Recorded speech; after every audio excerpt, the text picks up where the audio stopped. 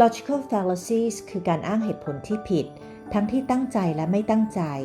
ไม่ว่าจะมีความผิดทางรูปแบบเนื้อหามีจุดมุ่งหมายหรือเจตนาแอบแฝงใดๆล้วนแล้วสามารถส่งผลกระทบต่ออารมณ์และความรู้สึกของผู้รับสารได้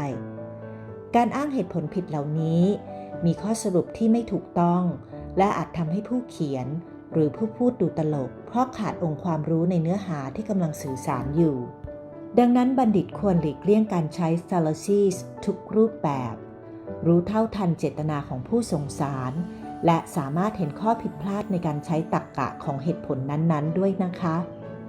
ลองมาดูตัวอย่าง logical fallacies จากภาพทั้ง 3 ภาพนี้กันค่ะ Are we gonna let this weak shrimp run our great school? Honey, let's get married. Research says that married people are happier. You've got it all wrong, stupid. Watermen was no one like unhappy women.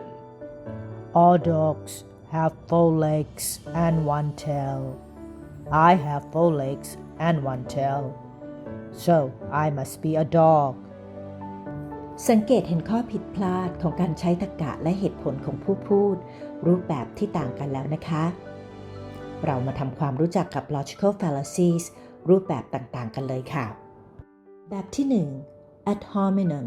คือการอ้างเหตุผลผิดโดยมีเจตนาโดยตรงที่จะโจมตีเรื่องส่วนตัวของฝั่งตรงข้ามแทนที่จะให้เหตุผลของประเด็นหรือข้อพิพาทนั้น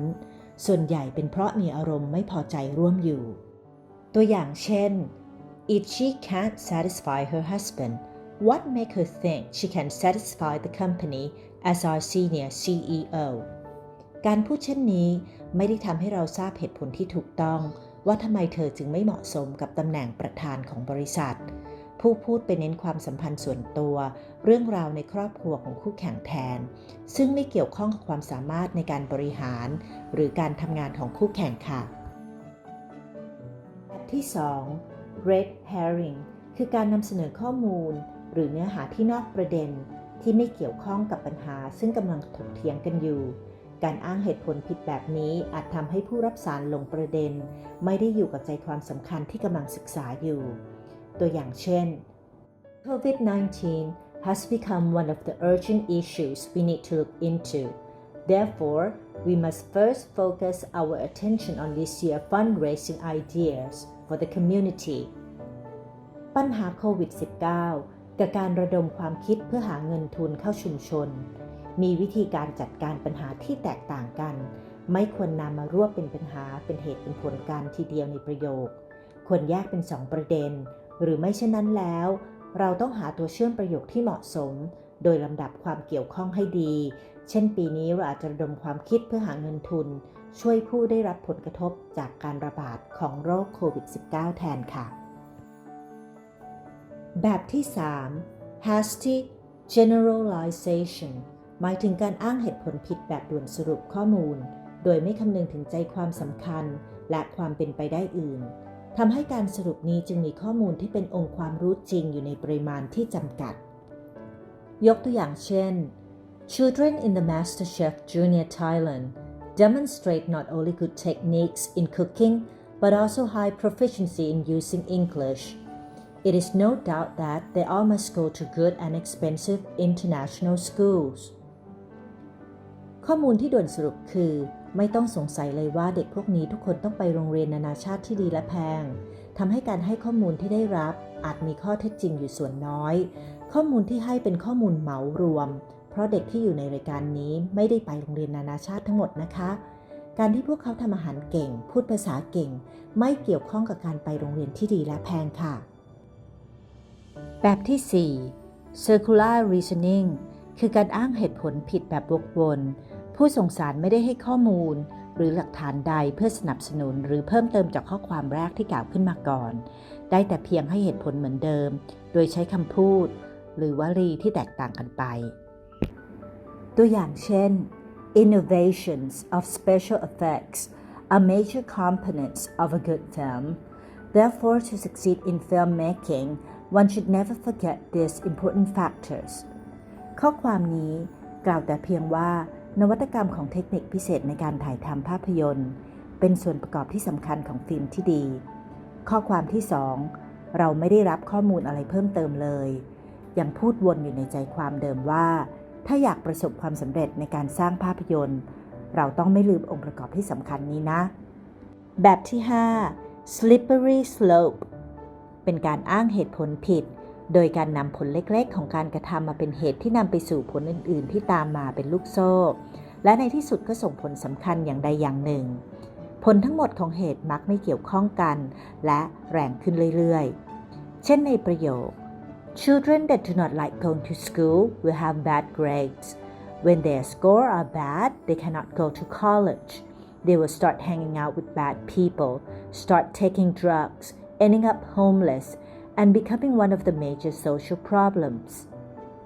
เด็กที่ไม่ชอบไปโรงเรียนจะมีคะแนนการเรียนไม่ดีตรงนี้อาจจะดูมีเหตุผลเมื่อมีคะแนนไม่ดีก็เข้ามหาวิทยาลัยไม่ได้ก็อาจเป็นไปได้พวกเขาจะเริ่มคบคนไม่ดีผลข้อนี้ไม่จริงเสมอไปทำให้ผลที่ตามมาต่อไปนี้ไม่สมเหตุสมผลมากขึ้นตั้งแต่เริ่มติดยากลายเป็นคนเร่ร่อนและในที่สุดเป็นปัญหาที่สำคัญของสังคมเพราะเด็กที่ไม่ชอบไปโรงเรียนไม่ได้แปลว่าในที่สุดต้องติดยาเป็นคนเร่ร่อนและกลายเป็นปัญหาสังคมนะคะเด็กที่ไม่ชอบไปโรงเรียนในวัยเล็กๆอาจโตขึ้นเป็นผู้ใหญ่ที่ประสบความสำเร็จได้ดังนั้นข้อความตัวอย่างนี้เป็นการกล่าวอ้างที่ไม่มีเหตุผลเลยค่ะแบบที่ 6 strawman fallacies การอ้างเหตุผลผิดแบบหุ่นไล่กาคือการกล่าวอ้างโดยตั้งข้อมูลขึ้นมาและทำให้บิดเบี้ยวหรือตีความผิดเพื่อให้เป็นประโยชน์ต่อตัวเองและเป็นการง่ายที่จะปฏิเสธข้อกล่าวอ้างของฝ่ายตรงข้ามหรือการสร้างเหตุผลให้ฝ่ายตรงข้ามดูอ่อนลงและไม่น่าเชื่อถือเท่ากับของที่ตนนำเสนอเช่น Schools should be more flexible with their uniform policy. A straw man would have said, if we give up all rules and regulations, we are going to raise an unreasonable generation that has no responsibilities toward themselves and others. ถ้าเราไม่ได้ตั้งใจฟังให้ดีเราอาจจะพลาดหลงเห็นด้วยกับเหตุผลของประโยคตัวอย่างนี้ลองอ่านใหม่นะคะการที่โรงเรียนผ่อนผันเรื่องนโยบายเครื่องแบบนักเรียนไม่ได้หมายความว่าโรงเรียนจะต้องยกเลิกกฎเกณฑ์ทั้งหมดและคงไม่ได้เป็นเหตุให้เกิดเจเนอเรชันที่ไร้เหตุผลและไม่มีความรับผิดชอบต่อตัวเองและผู้อื่นหุ่นไล่กาตนนี้ได้บิดเบือนข้อมูลและทำเรื่องเล็กให้เป็นเรื่องใหญ่ค่ะแบบที่ 7 black or white fallacies or false dichotomy คือการอ้างเหตุผลผิดแบบกดดันไร้ทางเลือกทำให้ผู้รับสารต้องตัดสินใจระหว่าง2ทางเลือกที่อึดอัดใจทั้งคู่การกดดันแบบข่มขู่มักจะหยิบยกเหตุผลที่ขาดตรรกะอย่างมากมาทำให้ผู้รับสารต้องตอบตามที่ผู้ส่งสารต้องการเท่านั้นเช่นในตัวอย่าง You either with us or against us ถ้าเธอไม่อยู่ข้างฉันแปลว่าเธอต้องอยู่ฝั่งตรงข้ามทำไมบัณฑิตจำเป็นต้องรู้จักการอ้างเหตุผลผิดรูปแบบต่างๆก็เพราะบัณฑิตจำเป็นต้องหลีกเลี่ยงการใช้ logical fallacy ในการเขียนเชิงโต้แย้งในงานวิทยานิพนธ์และควรสังเกตเห็นกลวิธีการโน้มน้าวจิตใจและสร้างอารมณ์ร่วมของผู้เขียนที่มีวัตถุประสงค์เพื่อให้ผู้อ่านเกิดความเข้าใจผิดและสร้างความสับสนได้การที่บัณฑิตได้ทำความคุ้นเคยกับ logical fallacies บัณฑิตจะสามารถนำทฤษฎีองค์ความรู้นี้มาช่วยในการอ่านและการถ่ายทอดงานเขียนของตนได้อย่างเหมาะสมบัณฑิตจะพัฒนาความเข้าใจรูปแบบการเขียนเชิง persuasive สามารถจับผิดการให้เหตุผลที่ผิดและไม่เหมาะสมได้ทั้งยังสามารถประเมินความน่าเชื่อถือของเนื้อหาข้อมูลที่อ่านโดยเฉพาะเมื่อต้องหาข้อมูลอ้างอิงจากงานวิจัยต่างๆในที่สุด